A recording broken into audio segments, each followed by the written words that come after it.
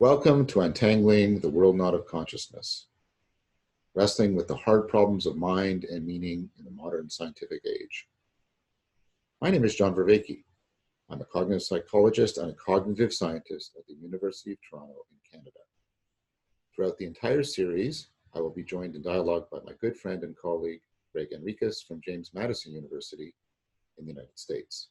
Throughout, we are going to wrestle with the hard problems of how we can give an account of a phenomenon like consciousness within the scientific worldview, how we can wrestle with that problem in conjunction with the problem that Gregg calls the problem of psychology that is pervasive throughout psychology, which is that psychology has no unified descriptive metaphysics by which it talks about mind and or behavior. Throughout this, we will be talking about some of the most important philosophical, cognitive scientific, and neuroscientific accounts of consciousness. So I hope you'll join us throughout. This is episode 13. So we're ending the series on an auspicious number. Right, we'll invert that and all of a sudden have it be lucky. Yes. And so I'm here and I'm joined with my good friend and colleague and interlocutor and dialogical partner and co-creator of Insight and et cetera, Gregg and I.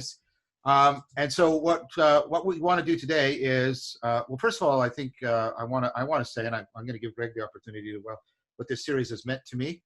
And then what we want to do is sort of, and because Gregg has really built a platform for this too, and Gregg's also aware of my work about putting this into the stuff about consciousness into the larger issues around the meaning crisis, maybe altered states of consciousness, self-transcendence, the nature of the self. And part of that is just shameless advertising for our next series that we're going to do with Christopher Mastropietro, the Elusive I on the nature and function of the self. We are not above shameless advertising, so that's good. We can locate ourselves there. So what has this series meant to me? So first of all, a tremendous amount of gratitude to Gregg in many ways. And so mostly what I want to do is express gratitude. I mean, I wanted to exemplify a way of pursuing this material that was different than the standard academic monological treatise. Many of you know that I'm very interested, and Gregg has contributed to the anthology on this. I'm very interested in dialectic, dialogue, dialogos, accessing distributed cognition, getting to places collectively that we can't get to individually, all that sort of stuff. And so I was just so pleased on how this worked out. Both within every episode and then the overall unfolding of the episode. And, Gregg had a lot to do with that. He's an excellent dialogical partner. And there was times when it clearly gelled into dialogos and we were just really, really resonating. But he also, of course, I learned a lot in this series. Gregg has encyclopedic knowledge. He's very much Aristotle in a lot of important ways. And I think he is trying to do, and I mean this as a serious compliment, he's trying to take up the mantle of the Aristotelian project because it's sadly lacking, as he himself has regularly and reliably noted, is sadly lacking in the world today in a lot of important ways. And the thing is, of course, people send me their systems all the time, as you can imagine. And many of them are, as you can imagine, they are, right? They're idiosyncratic and autodidactic and they're spinning off. And I have to confess, when Gregg first reached out to me, I thought that was the case. But as I've come to see his system, that's why I now compliment it by saying it's very much, I think he is a well-adjusted child of the Aristotelian parentage. So I think that's really, really wonderful. I've learned a lot. And in conjunction with that, and this has also been a benefit to me, I've gotten to know Gregg better as a person, and that's just been, it's wonderful. Perhaps all people have this potential, and perhaps part of a wise life is to actualize that potential. But there are people that they strike you almost like a work of art in that, you like being in their presence. There's beauty there. There's goodness. There's a sense of exploration, of discovery. And I found that very much in the discussion with Gregg. So much so that I and I've already advertised shamelessly, I reached out to him and I said, I want to do this again. And then I wanted to connect him with, one of my most beloved friends, who's also one of my most profoundest dialogical partners, Christopher Master Pietro, and to my great delight, Gregg and Chris have talked, and to my understanding from both of them is they really hit it off tremendously. And so this just all feels like there's a logos taking shape and drawing us. So I wanted to thank Gregg for that. And so a couple things, like obviously many of you have written in and you said, well, what about this theory of consciousness? Or, there's 17,000 theories of consciousness right now. Go ahead. John, can I pause you there for a Yeah, second? yeah. I just need to have my filled heart share that. That's a beautiful opening. Thank you very much, sir. Oh, you're welcome, Gregg. So, and I'm glad. And I want you to know, as I think you do, I go on walks, and somebody recommended this super cool thing called Awakening from the Meaning Crisis. And in a very short period of time, I was doubling my walks so that I could consume a series that was nothing short of transformative in relation, and I was like, I need to talk to that guy. So I pursued and doggedly shared my crazy system and hoped that he would see through the initial craziness of it. And I'm so flattered and honored to be here and to share this journey with you. And I see recursive relevance realization everywhere I look, my friend. It has broadened my horizons. It's sharpened my horizons. It has allowed me both the immediacy of the presence and the distance of perspective. And I have deeply, deeply benefited from your work, and the impact that you are making in this world is tremendously meaningful. Well, thank you for saying that, Gregg. I appreciate that too. Thank you very much. So as I was saying, now it's hard when you get some powerful emotions. As I was saying, many of you written in, and what about this theory of consciousness? What about that theory of consciousness? And we and I want to be honest with you guys. I face that same problem when I teach the course at the university, and you can't canvas them all. And so I tried to pick the ones that were most prominent and grab as many as I could that are prominent and of which I have the relevant expertise to make insightful comment. So I'm not making any claims to being comprehensive and complete. That would be a Godelian error anyways. But what I've tried to do with Gregg's immense help is make a plausible argument, a highly plausible, highly convergent, and as Gregg says, a highly conciliant argument in powerful ways. So I can't reply to what about this theory of consciousness. What I can say to you is I have to, in the end, as a scientist, have a faith in this practice of science and the community of scientists to sift through all of the hypotheses and move towards the ones that are the most plausible, and then test them to see the ones that turn out to be the most probable. And you say, but there's been mistakes made. Yes, there have, and there will be mistakes made. And you might actually have the one brilliant theory that the rest of us just don't yet get. But that is not to, and I don't mean to be cruel to anybody here, but the chances that that's true are very, very, very low. And I can't, and neither can Gregg, you can't canvas everything. And so what I'm saying is, please don't be offended if, we didn't consider your particular thing, or, well, what about this there? Because in the end, I'm hoping that if you're right, it will come out that you're right. That's what I'm hoping. I'm putting my faith in it. That if you are right, that you'll be able to convince enough of the right people in the right places at the right time to the right degree, because that's what all of us have to do, for your theory to come to the fore and get a grip on the world as well as a grip on people's minds. So please understand that I did my best to be as synoptically integrative as possible. And man, if you don't think Gregg is good at synoptic integration, you haven't been paying attention.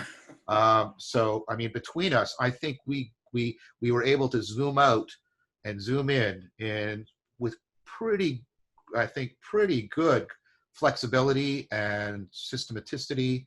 And so that's my response to that. So if you're here and looking for, I want to see how he responds to, what Ketchup has to say about consciousness or Hoffman has to say about consciousness, that's not what we're going to do here right now.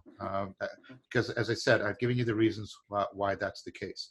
I do think that some of the questions that some of you have been asking about, how does this connect up, right, to everything? I take those very seriously, and there's enough of you asking about that. So there's two broad sets of questions that I'd like to address, if we have time, which is, how does it fit up? How does it scale up? Or how does it fit into the bigger picture of the meaning crisis? And Gregg and I think, at least initially independent, converged on this issue, right? And very consonant about it. And then the other one are sort of a host of questions around sort of altered states of consciousness. And we've talked a bit about those, but perhaps a little bit more about what they might say about consciousness, psychedelic experience, things like that. So I hope that Gregg and I get a chance to talk about those two sets. But like I said, I don't want to disappoint anybody, but we're not going to go through and say, here's what I think about Hoffman's theory, here's what I think about Katzup's theory, here's what I think about, the dynamical field theory or the quantum theory. We're not going to do that. We can't do that. That's an indefinite project. Amen. Yeah. No, that's exactly what I think. I think that, the setup to connect both to your prior work and Awakening from the Meaning Crisis, to foreshadow a bit on the meaning of the self, to bring it up. I also think that just in terms of, as we think about what it's been, certainly for me, I can talk a little bit more in depth about how this is meaningful at the personal level and meaningful at the theory level. And I think that theory person level speaks a lot to the whole why this is so relevant for the meaning crisis. Well, Gregg, that sounds like actually an excellent place to start. I mean, that sort of formulates the problem and concretizes it to a degree that might give us a good place to start from, rather than just sort of waving our hands in abstract space. Okay. Yeah. So for me, one of the things that I found, there are really two very powerful interfaces that I experienced as we went through this journey, in particular, that were new. Okay.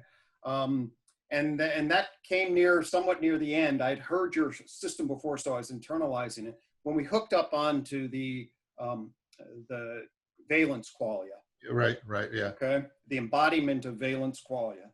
And then the extension of that into relational recursive relevance realization. Right. Okay? For me, put a sharpness to how I attend to things in relation, so that actually, so that now I am much more, I mean, my wife and I have been together for a long time, okay, since high school, it's a high school sweetheart kind of deal. Oh, wow. Okay? Wow, that's great, Gregg. But what I noticed in terms of just the insight that what we are engaged in is a relational relevance realization across the self-other field. Yeah. Okay. The empathy with which I had for her, what her system was tracking through recursive relevance realization, okay, on the field of the matrix, as it were. Yeah. It brought a level of resonance and specificity to, and that's actually hard to do based on our history, because we're just, it's a rich, we do a lot of scale and variant multi-level modeling. Yeah, of course you do. Right. And then since that, I'm a clinician, so I track the empathy kind of dynamic. So I would say that I have found myself utilizing that with a level of, and then on top of what the body is doing in terms of valence qualia, put my perspectival participatory relational system in harmony of tracking in ways that really sort of elevated the precision and have moved me that way. Thank you for sharing that, Gregg. That's really. I was just on I mentioned before we started recording, I was talking to two guys who reached out to me from the Czech Republic, and they were talking about, one of them related this. He said, I've been really picking up on the idea of the perspectival and the participatory knowing and the salience landscaping.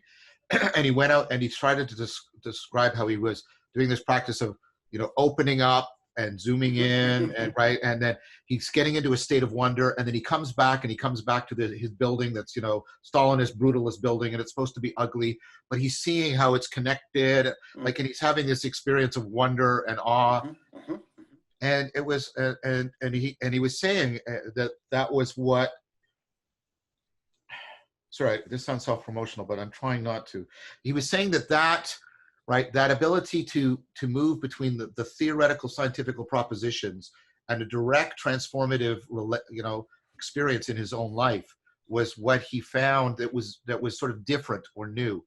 Yep. And I happen to think, Greg, that it's hard to exemplify that connection monologically.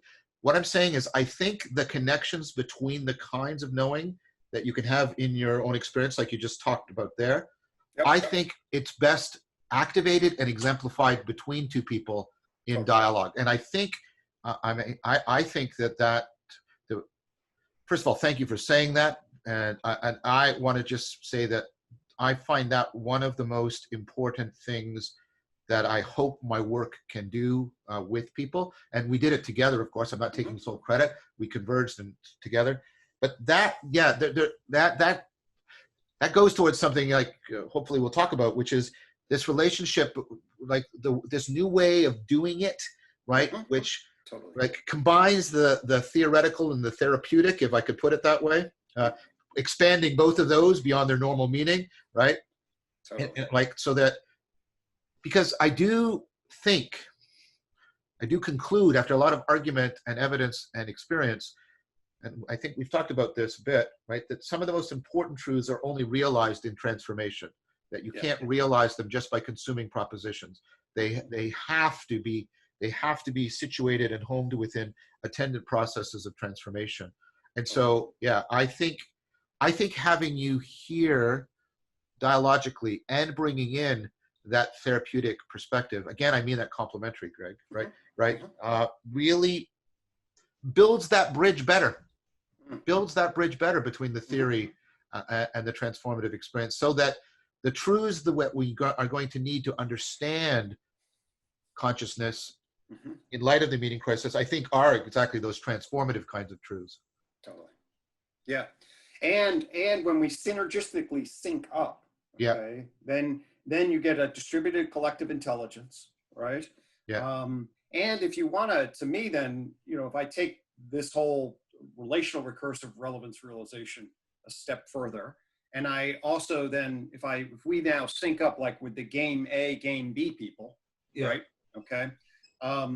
And what I would argue that game A fundamentally is about is an instrumental competition for social influence and control. Right. That, which we distributed through economic market forces, which then did a lot of good things in terms of our instrumental control. Right. But from an influence matrix perspective, we can also say that people will then feel alienated. They will split their public instrumental self out from not necessarily feeling known and valued. We can say there'll be attuned to the difference between a recursive relevance realization of contingency of manipulation versus their fundamental experience of being known and valued. We can know clinically that's going to create tensions and filtering between the systems and conflict. Dissonance, absolutely. And then we'll know clinically that we will see people coming in empty and wondering, right? And you line that up and you say, well, what is the implication this has for like the meaning crisis? You say, well, it diagnoses the modernity capitalist labor relation as emphasizing an aspect of our social being, right? The instrumentality of it, in a way that's actually also soul crushing if we don't attend to the need for relational value in a particular way. Right. So this converges, I think, very, very well with a version of the argument I've made in the Awakening from the Meaning Crisis from Fromm about the modal confusion. Totally. Right. How we're like, as you said, we have a mode that's instrumental and manipulative, and it's curiosity driven and acquisition driven and control of consumption. And there's nothing wrong with that mode. It's an existential mode that because there's lots that we need to have, and we have to. We need to have and do, but there also we need to connect and be. Yes, exactly. We need to connect and be, and to develop and become and aspire, and so we have different sets of needs, and Fromm's point is we get locked into what he called the having mode, and then we try to satisfy our being needs from that mode. And as Gregg said, they're not going to be like, being in love is very different from having sex, and becoming mature is very different from buying a car, and self-transcending is very different from having some booze, right? Right, and so I've worked with a lot of successful, rich, empty people. Right. Yes. Okay. No doubt. And I see lots of students coming out of affluence that are empty, are hungry, and are struggling. Paul Wachtel has a book called The Poverty of Affluence, which is right. Now, let's be clear. Gregg and I are not sort of dewy-eyed leftists or something like that. Getting people out of poverty is absolutely central to anything we've been talking about right here, right? Take care of the base of Maslow. It's a basic Maslow equation. Yeah. They're the first two rungs, but we need a logic that manages social influence, but recognizes relational value and the harmony of the socio-emotional, the narrator, and the public self to cultivate a sense of fulfillment. And I think that in the meaning crisis, that the difficulty we've had in doing that and creating a context that fosters that regularly is at the heart of a lot of the meaning crisis. So it sounds like we're saying some interesting connections here. Let me see if I can explicate them, and then I'll let you respond. Because I think we've already said this in the series, is like the dichotomies that were introduced into our understanding of the relationship between, mind and body, consciousness, meaning making, and embodied causal interaction with the world, right? You call it the two epistemologies, what I think is that division really fragmented us from ourselves in an important way. And that fragmentation from ourselves exacerbates and makes it easier for us to fall into that kind of modal confusion, where we get trapped into an existential mode that can't put together meaning and the manipulation of matter, right? That's what we're talking about. It sounds like to me. That's 100% right. And I believe that the modern scientific enterprise did so much, but it gets reasonably right the physical, chemical, and biological, levels of analysis, and undercuts our mythos, our religious mythos in a particular way, and really struggles to handle us a clear virtue, value, character, ethics that then we can weave into our education and socialization, and sort of leaves that so diffuse that we don't know how to place our souls back into our bodies. Yeah, exactly. But part of what we've argued is that there is emerging cognitive science that is giving us ways in which we can theoretically start to cross that divide. And Gregg has shown how you can resituate that into a much more comprehensive view of the relationship between science and reality. That means we don't have to stay in this situation. No, exactly. We can now take our scientific knowledge and return to the question of wisdom, right? Which basically now is a value-grounded meta perspective, and not see those two as totally different questions of the sciences and the humanities that are not relating to one another in any particular way, but there's actually a bridging and interface, cumulative, conciliant conversation to be had in relation. I think that's a good point to make, because I mean, what I'm seeing is we've lost the opponent processing that's at the core of all these dynamically self-correcting processes.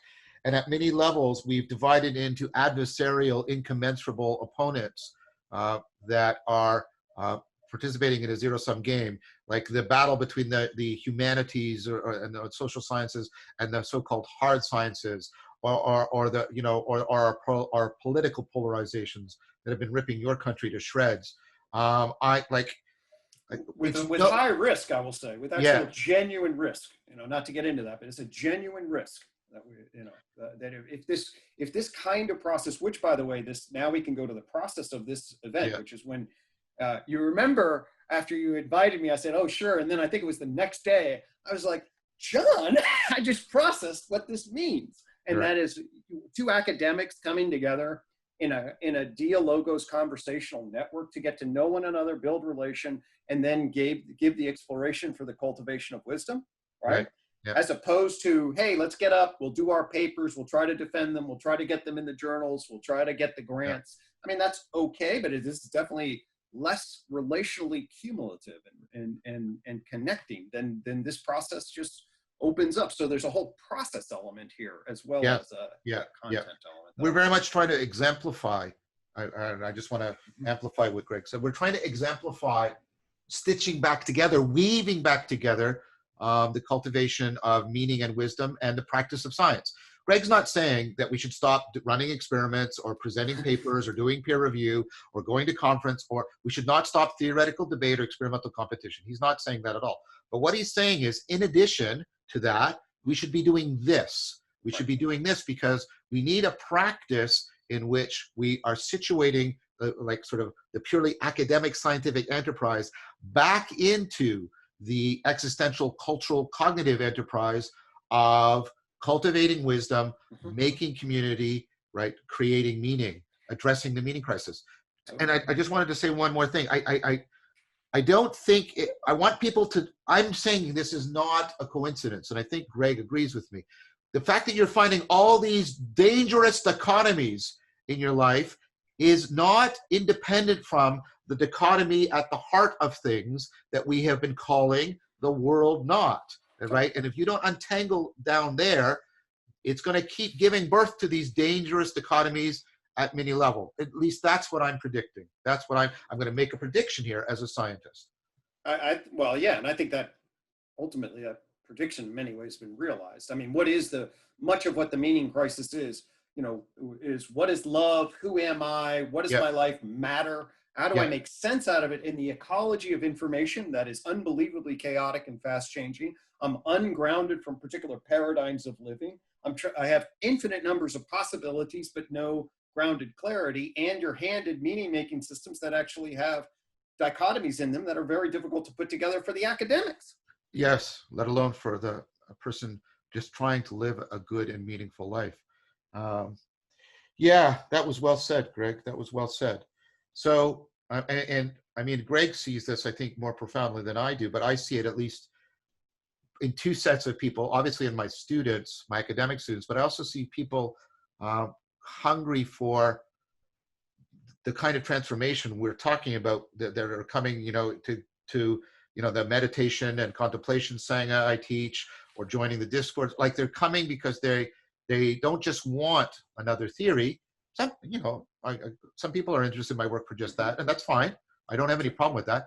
But I was sort of overwhelmed when I started to realize how much people were coming to this with much more developmental needs that they wanted addressed, at least articulated and acknowledged and potentially addressed. And I guess you're like, well, you've already said you're seeing that a lot in your therapy. I wanted to ask you about that. Do you think, I mean, I argue that the meaning crisis has been accelerating, and then social media is just, and then COVID, it's like accelerant on the fire. Are you seeing more and more people coming in in a therapeutic context that are being driven more and more? I mean, maybe it was always the case, so I don't know, I'm ignorant, but or are you seeing is there a growth? Sorry, that's the wrong word. It sounds fun. No. I mean, so there is a crystal clear youth mental health crisis. Right.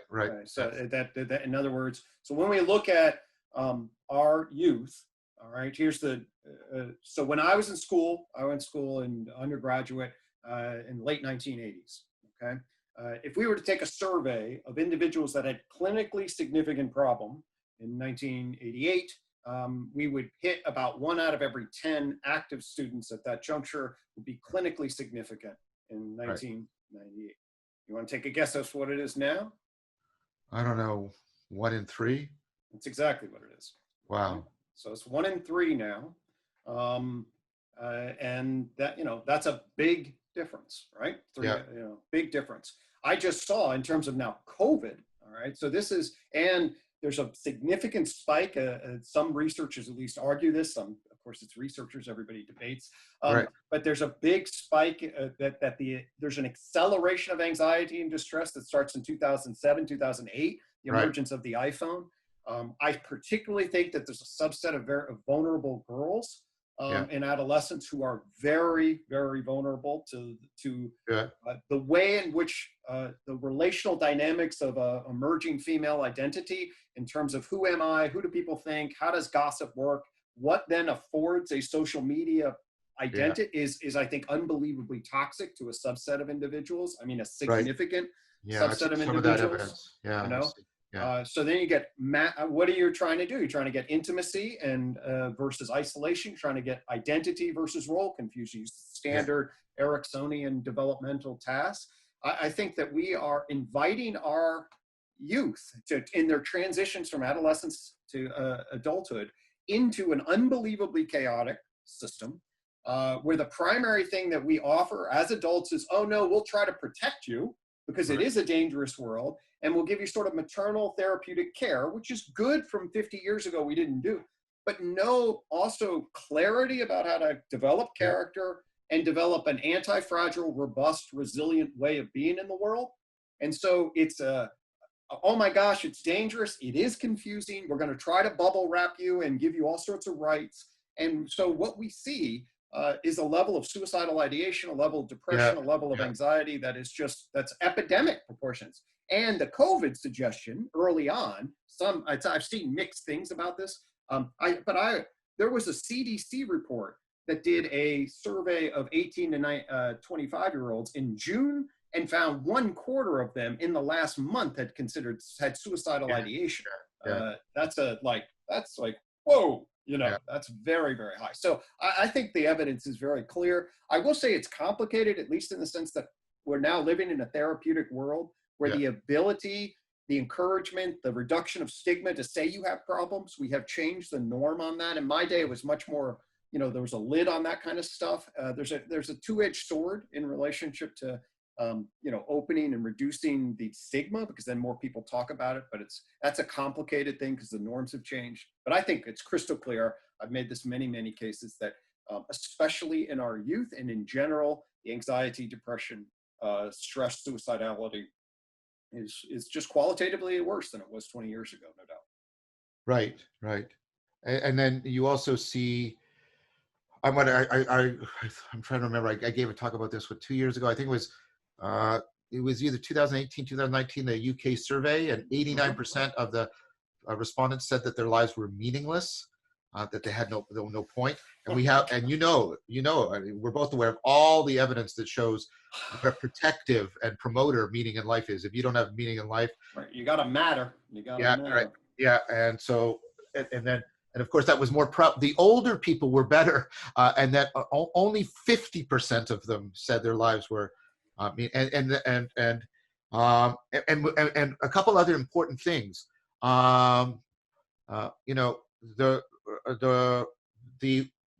The number of people that reported their lives as more meaningful, as you can expect, a preponderant of them came from a religious heritage. Now, religion, and you and I both talked about this, is also a double-edged sword. Religion, I know it myself, religion can very much harm people. It can send them off into really crazy metaphysics and wonky ideas. It can make them anti-science in very dangerous ways.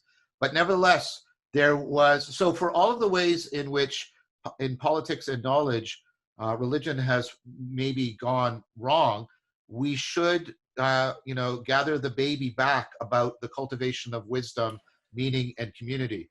Because one of the things that social media exacerbates, to my mind, and I've seen some evidence about this, It's just a kind of modal confusion because people confuse having connections with being in networks of relationships. They fundamentally confuse. That's a deep modal confusion. And we need to commune in community, right? That is how we turn ourselves into persons by being around and internalizing other people. Absolutely. I mean, look what happened at the beginning of this episode, right? With us, right? Because now we are participating in a joint enterprise, valuing one another in a meaningful effort, right? And the soul gets filled in that.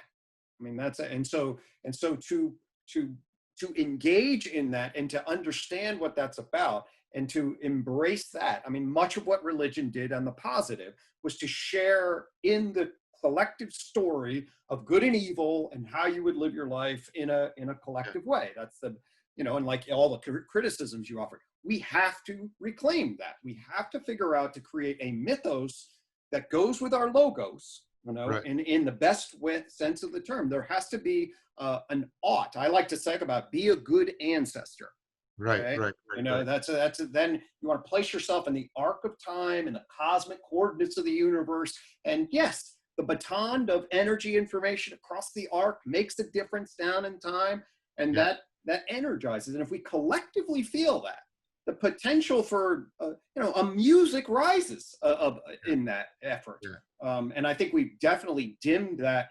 And I think science has science has got to figure a way to bridge the logos to the mythos, and our theology has to come back. Of all the things in Jordan Peterson, what he, in all of this complicated presentation, I found, like, for example, what he tried to do, like with the Bible series, awakened so much interest because there's a vacuum of trying to make that connection. And I think we have to figure out a path that restores that in a healthy way. I agree. I mean, well, I know Jordan personally. He's a complicated guy, and there's lots. Right. I didn't mean to open up any can of worms there, but I'm just saying he speaks to something. There's lots in Jordan's work that I think is insightful. There's lots that I have criticisms of. The problem is trying to make those criticisms, like even with him an arena of respect, is very hard because his followers are so sort of right. That's a whole nother phenomenon. He's either deified beyond criticism or he's demonized beyond recognition. And it's like, I don't want to participate because that's just another stupid dichotomy, right? That's right. But I do think the point you made is right. That the idea of reconnecting, and this goes with reconnecting to the other kinds of knowing, reconnecting with our mythos-making machinery, and being able to situate that honorably and legitimately within a scientific framework is, I think, one of the most important questions facing us today. And I think in connection with that, I think of religion not only giving the mythos, but what it does is it actually affords the rituals that do what I just said, the rituals that turn the mythos into ways of knowing procedurally and perspectively, and so it helps you to not only homes, but it schools you in wisdom, is what I'm trying to say. Exactly. And I think I heard you on a podcast mention, maybe in response to Paul Vanderklay or one of your other friends you were in dialogue, and it does it potentially at the practice level of the individual, but at the level of communitas potentially. This is to begin the dialogos relational process of us coming together to engage in some sort of meaningful effort to be a part of and to have that larger, mission and vision. And I think that is something that, with a spiritual element that also has a sane metaphysics, is I think is one of the great, challenges of a religion that's not a religion, right? I agree, and I think it is. But I'm glad to have met you and that you have joined in partnership with that project, or I joined my project to yours. I don't want to give priorities, and so I think that's really important. That takes me into something because you and I have published on it elsewhere in a couple of blogs that you were first author on, and you invited me in good friendship to join you on, because you, in response to a series of arguments I've made on video and that I've actually presented also at scientific conferences about higher states of consciousness and how they are affording. Because remember, I was talking about the people that interviewed me, and what made that impact Yep. was the theory goes into a transformative experience that he could participate in. Yep. Basically what was a ritual. He turned his walk into a ritual, and then he was sharing it dialogically with his friend. And right. And it's like, yeah. And so, you know, I want to just say a little bit about what I think is going on in altered states of consciousness. Yep. And then you can riff on that. And we can also, I'm going to ask for your help to make sure that it doesn't get too far off this way, that we rehome it back into this overall question of addressing the meaning crisis. But it is no coincidence that people are seeking out ecologies of practices that have as their core telos the alteration of their state of consciousness. Mindfulness practices, psychedelic practices, outdoor parkour practices, getting into the flow state, all the stuff about flow state induction. All of this is that people are trying to alter their consciousness in order to try and recapture, reactivate their meaning making and their mythos making machinery. So I'm just going to say a little bit, and then I'm going to give it back to you, Greg. Okay. I talk about this at length elsewhere, but we did make the argument pretty much in detail in this series that consciousness at its core functionality is, well, recursive relational relevance realization, right? And it's a kind of relevance realization. One thing that sort of annoys me is that people keep talking about relevance realization as if it's cold calculation. And then they say, but where's emotion in this? And it's like, no, and you really helped me show this. Relevance realization is inherently affective, right? And I've been arguing that from day one, right? And then you came in and said, look, here's 7 other ways in which John has been saying that relevance realization is inherently affective. And even the discovery together of the valence qualia was about the affect. Yeah, exactly. That nails it together. And so, right? So relevance realization is ultimately not just meaning making, it's mythos making. It's about how we fundamentally religio are connected to ourselves, each other, and the world. It's relational, recursive relevance realization through and through. Now, if consciousness is ultimately about recursive relevance realization, and the way Gregg and I have argued, altering your state of consciousness is going to fundamentally alter your capacity for religio, for that generating that sense of connectedness. The question is, right? No, remember what consciousness is for. It's about dealing with novel, complex, ill-defined problems. Yep. So you have to ask yourself, right?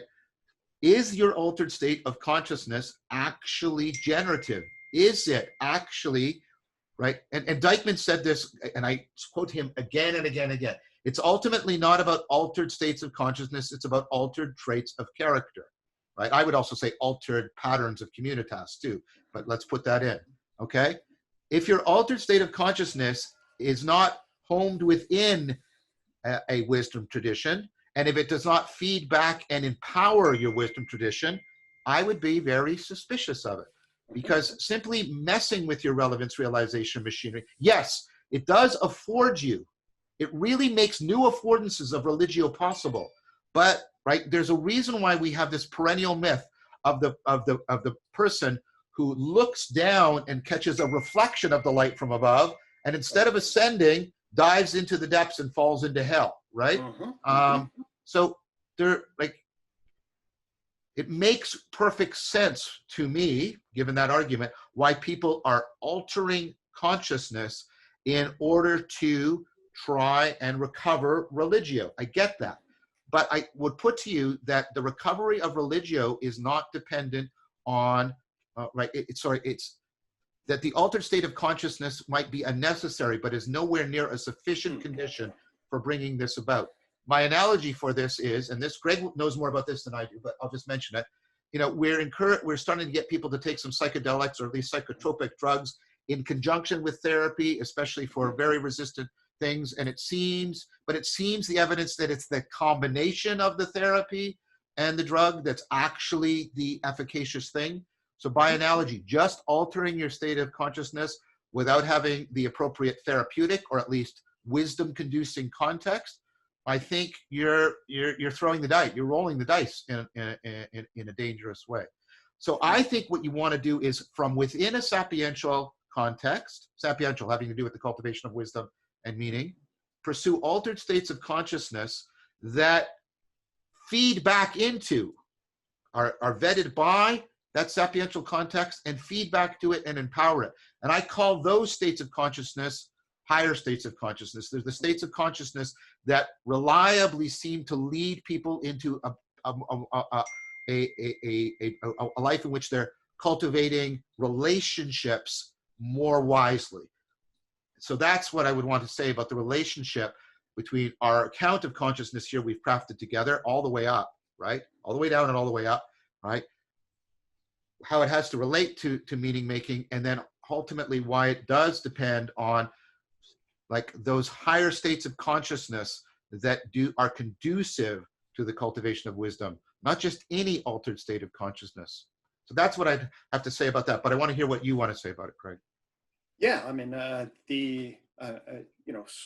so for me, what we have our normal gross state of consciousness. Yeah. Okay? Which is constantly basically having to deal with the normal level of constraints at the level of perspectival, participatory, justificatory, and procedural. Okay?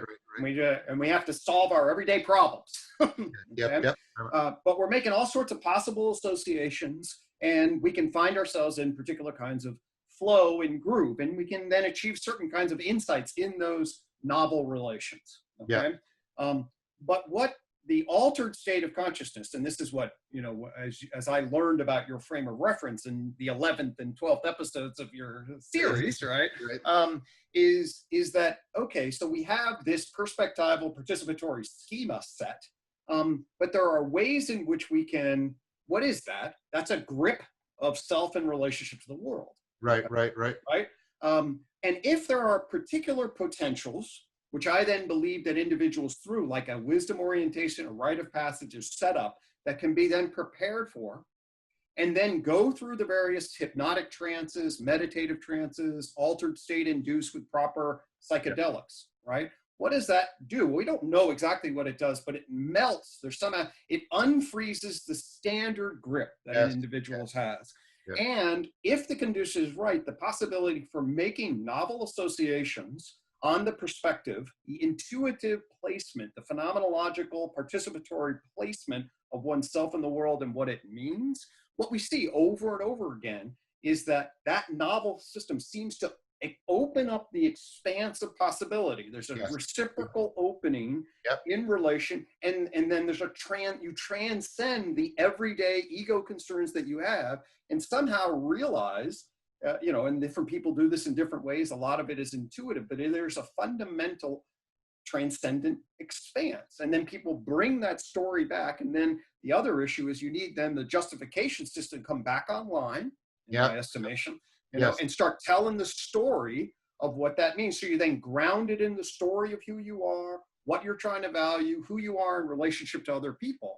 Because you don't just live in that state, you achieve it and you have to consolidate, you have to come back. But from my vantage point, when individuals are telling the story of how they matter, those peak experiences, to have some of them, and the data bear this out, right?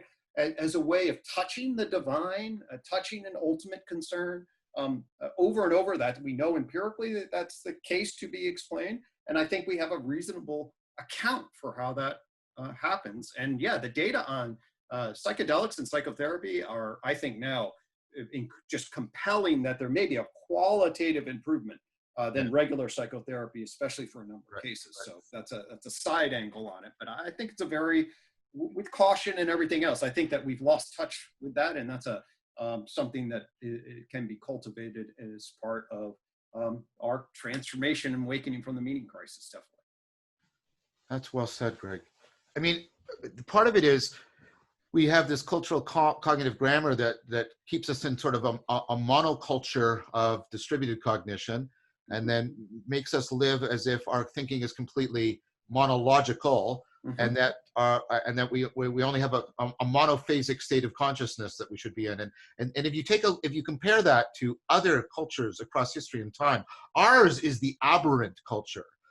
like the idea that we're inherently monological, that the culture is sort of, we have a monoculture of distributed cognition, and that there's one state of consciousness you should be in other than like drunk or something. Like it's just very bizarre. It's very bizarre. I like the logos, mythos, pathos, ethos frame of reference. I mean, there are lots of different ways to slice what you were saying, but one of them is to realize, I'll put this in Wittgensteinian terms, these are different language games. The language game of logos plays by a particular set of rules. The logic of the day, get accuracy, science, and natural science epistemology does a great job of delineating general truths that you can then use critical reasoning around. Okay, mythos, we know that there is you can't derive aught from is, especially in the scientific epistemology. We need clearly in our lives, we need to bridge ourselves to some value element that has to have some social interest narrative. That's the mythic. And we live our lives. I would tell people when I would do sit on dissertations, and then they in psychology, and they bring all this data, and then okay, we'll do this correlation grid, and then they say, hey, look at this line of correlation, we see these variables, and I'm like, so when you go home and say have a fight with your significant other, is this relevant? Do these variables matter? And everyone else in the committee like, what are you talking about? It's like, well, there's the pathic existence of life, our pathos stemming from our emotions in a real relationship with one another. Okay, the reality of being in the world. I mean, that's so pathos, mythos, logos, and we need conciliant ways and put them in an ethos. And I think the Greeks get that so much better than we do. I think that we don't appreciate those different domains and how to interconnect them. It's interesting you should say that, because I've been doing, I've been taking a look at two of the great traditions within the West, in addition to taking a look at ancient philosophy, which I've been doing in depth for a lifetime. Mm-hmm. But over the last decade, I've been really looking at, the phenomenological tradition and the pragmatic tradition. I'm talking about Peirce and James and Dewey and some of the more modern people, like Davidson, etc. And how much they emphasize what you just said, right? That we like the touchstone for us is ultimately when we get all of those to converge, right? Mm-hmm. If you're in some room and you've got your graph and you're tracking all this, and you can't answer that question, about how does this transfer back? How does this make a difference? And then it's like, something's missing. And this is the great argument of the pragmatists, because I think they were trying to point out that relevance matters, not just truth, and that they were trying to point out that most of our knowing is grounded and dependent on the non-propositional, and that's where the whole phenomenological tradition comes in. And from Husserl through, Heidegger, Merleau-Ponty, it's like, no, you guys, all of this abstract stuff is completely sourced in and continually dependent on, right, on the other P's, on the procedural, the perspectival, the participatory. Totally. When I was doing in the theory, so I'm a clinician and then a scientist, and this is in the world of psychology and psychotherapy, we have this battle. There's these two different worlds. Right. And I remember one of the clinician perspective is that there's scientific empirical analysis in theory, and then there is the real.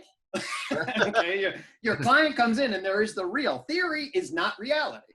Okay, and you have to know the proper relation is the question. All right, but so many people get obsessed with our theoretical analysis of the logos. They actually confuse that as reality.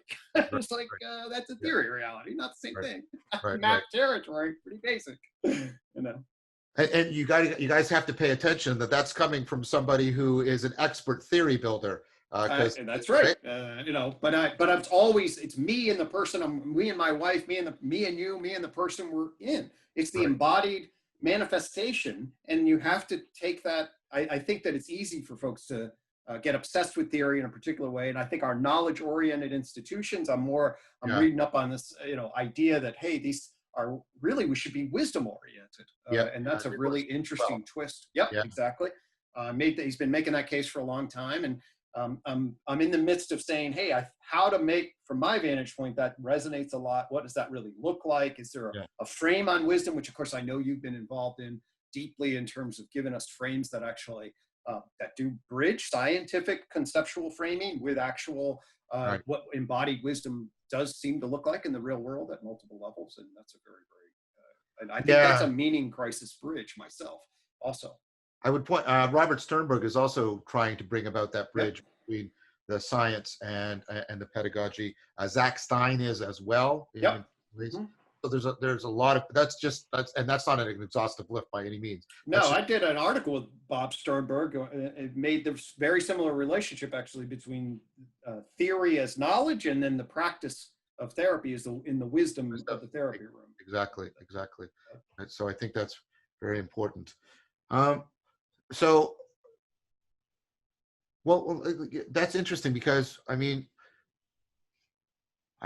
you threw like a gem there, right? The proper relation, because sometimes when people say don't confuse the map with the territory, I sometimes say to them, yeah, but I don't want to go around in the territory without the map either, right? Yeah. Right. Because I actually have a very poor. Because of, I think it's had to do with Meniere's another thing. Okay. I have no sense of direction, right? So like I have to, and this is why how I can sense the difference, right? I have to memorize an inferential list of propositions in order to find a place. I can't rely on sort of, that intuitive sense of direction. Right. And so that metaphor really matters to me, especially because I know that when we're moving around in concept space, map space, we're actually exapting the same machinery for moving around in physical space. So the relationship is we shouldn't confuse the map with the territory, but we should appreciate how much the map clarifies the territory and opens it up for us. Now I'm a theorist, and totally. I mean, I get into the therapy room and I listen to all these cacophony of different voices back in the mid-1990s, and I was like, how do I know which one's relevant? They all seem saying relevant, but then they have different language systems, right? And actually, why can't I have a map that actually turns this cacophony of noise into actual music so I know which parts sing in which? I like that metaphor. That's beautiful. And it makes a huge difference in my opinion when you actually have that. It's just obviously talk to somebody who knows what they're doing versus somebody who doesn't. Well, it's also knowledge is pretty key to wisdom, at many levels. Well, I've been using the mixed martial arts metaphor. People who the different martial arts become very, very powerful, right? Right. Well, Greg, I brought up a couple of the concerns I wanted to address. We're sort of running out of time. I wanted to give some space. If there's any topic, any connection in a summative or cumulative fashion you want to make right now, I want to sort of make space for you to do it. Yeah, I mean, we've certainly covered, we got a chance to, what this has meant to us at a personal level. What I hope people see, I mean, there's a reason I got obsessed with the problem of psychology. Okay. And the problem of psychology was essentially, as I situated myself, I wanted knowledge from the academy that gave me a coherent map that I could then employ to work with people in real life scenarios to cultivate wisdom or more adaptive living. Right. Okay. In contrast to the dukkha and trapped mind and entrenched maladaptive patterns that they found themselves in. Right. And when I looked out at that landscape, what I see is a massive amounts of, it's a super complicated question, but it is the case that it's so chaotic that we're not giving people an ecology of practice. We're not giving people a frame of reference. Well, what does it mean to have a soul that feels fulfilled, that's known and valued, that's consistent with your narrator, that it matters, and you sit in a relational field that appreciates you for who you are? It's not that complicated, but we don't communicate that. Yeah. I mean, it's a miracle when you actually sit back and what people don't know about their feelings, about what it is actually that they're built to be connected around. And I think that's a travesty when we think about what our responsibility is as academics to make clear what does it mean about how we educate people. My kids will go through 12 years of public education. I don't think they've had an hour on what emotions are. Yeah. Okay. no notion about what is it actually that fulfills them and makes their character a particular way. I mean, what an opportunity to socialize our children. And what do we fill them with? It's just very distorted relative to what I believe that we need. And so if we get the picture, the territory of our existence, and we can bridge from the natural sciences to a coherent picture of the social sciences, our cognition, our human psychology, and my friend Joe, he's a sociologist, if we get that picture reasonably well, then we can convey to educators, to families, to parents, hey, this is that matters. And this is how you sort out all the chaos and distill it down into things that you can take away, you know? So that's why I think it's not just an academic enterprise, but it's actually something that once it gains conciliant consolidation, then you distill particular kinds of information to people living their everyday lives and try to do so in a way that would enable their personal world to grow and enable the community around them to grow. That's the hope. That's beautiful, Greg. Genuinely beautiful.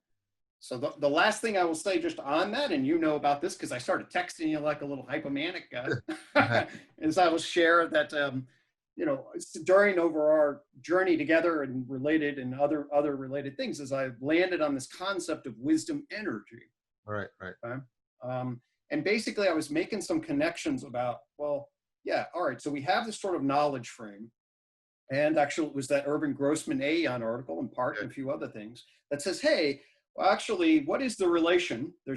By the way, there's the knowledge pyramid that goes from data to information to knowledge to wisdom. Okay? Right. There's that frame. And then there's this relationship between knowledge and wisdom, which I often will talk about the development of my own work. Is there's the tree of knowledge, okay, which is like, okay, try to get natural science and then the psychology and the social science is clear. Right. And then the back half of this, the building of the garden, which is a wisdom philosophy. Right. So it's that's that evolution. Well, then I saw this idea that, well, yeah, the basic conceptual architecture of wisdom is a metacognitive stance, okay, grounded in values, oriented towards the flexible application of values toward valued states of being and going forward, basically. Right. Okay. Well, wow. I mean, something became so simple to me. It's like, well, shouldn't we actually try to socialize our development so that that's what we produce? Being in the world. Yeah. And then that being in the world would be, and I don't mean the energy, although you made the connection when I told you about it. It's like chi, and I don't know enough about the Eastern traditions, and I'll admit my old natural science Western view is always like, oh, I don't know if I know what they're talking about there. I have that. I'm guilty at some of that, but I'm talking literally about, well, all energy is work effort, right? I mean, at a physical level, we can then talk about free energy rate, pulling coordinated work effort. Yeah. Can't we channel our work effort to that mode of being? Yeah. Well, like this isn't the place, although there's a video out there, and Junsung and Kim and I are working on a paper. I think the account of chi that I'm talking about is a completely naturalistic account. Believe me, I trust you. I'm just saying, I'm conveying my own. I often want to tell people, I want to be very clear about my own narrow historical frame of reference. We all have narrow frame of reference, obviously, and so. But what I like. When people translate aspects of Taoism, and I've spent decades in Taoist practices, they actually use a bunch of different metaphors because no one of the metaphors captures it. One is an energy metaphor, and that's the one that the West, because of its implicit Newtonianism, it's some kind of weird energy. Well, they're using energy, but they're using it. You should have resituate what that might mean in a Chinese context that has not encountered Newtonian science. They also use musical metaphors, right, about a kind of unfolding intelligibility. And they also use all kinds of wisdom metaphors. And so that's what I said.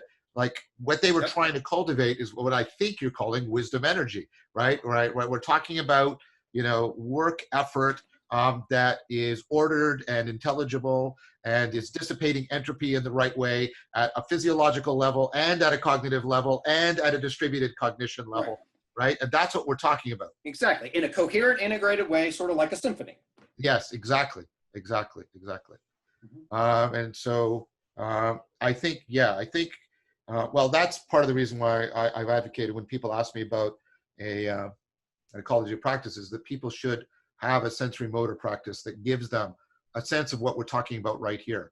That Yep. you got to get an embodied, enacted, embedded, extended sense of wisdom, so that you don't reduce wisdom just to headspace manipulation, right? Right. And that's what you're going to need if you're going to actually go through the transformations and the cultivation of character that are going to help to reduce and alleviate suffering in the world. And so I think that's why I like your notion of wisdom energy. I think it's cool. It certainly speaks to that. And what I would say as we come, as we sort of say, so can you and I as academics, dive in, do all of what we did over the last 13 hours and are bringing our high level analysis and then distill it and then say, okay, what are the practical implications? And then turn it around and say, hey, actually we can now bridge to these traditions, these wisdom traditions in particular kinds of Yeah. ways, and bridge a natural into social science conciliant view of that, logos to wisdom traditions. If we can actually do that, John, that's like, I know. as you well know more than anyone, but I'm just telling people, that's so exciting. I can't tell you how exciting that is. It is. It is. And the incitement and the enthusiasm is needed, because we are in a race with a lot of other factors that are degrading human viability on this planet in an ever accelerating rate. And so we need to run that good race, as St. Paul would say. And Yes. we need to feel a momentum that gives us the kind of faith for going forward. Faith not in the sense of believing things, but faith in the sense of faithfulness, of emotion, as Gregg likes to put it, energized motion. Energized motion. I really believe, John, I feel like we are on the cusp of heaven and hell, quite frankly. Yeah, yeah. And thus I feel I'm fundamentally optimistic and energetic, and I feel we're still, have time, but it does feel urgent. And so that's why I'm very energized into this kind of work. So I'm just going to end with, again, last bit of shameless advertising. Notice how we've gotten to a place where we're talking about the intersection between meaning and transformation and person and character and, and knowing yourself and all that kind of stuff. And so a topic that we also need to do exactly the same kind of thing on that we've done with consciousness, and that intersects with consciousness, especially in the notion of self-consciousness, is the nature and function of the self, which Gregg and Chris and I are going to take up. So look for that coming out early next year, early 2021. And I want to thank everybody that has joined us on this wonderful journey. And one last final time, thank you so much, my good friend. It has been a great joy to do this with you. I've really loved it, man. And I'm so glad we're doing it again. I thank you for the first offer. I'll thank you for the second.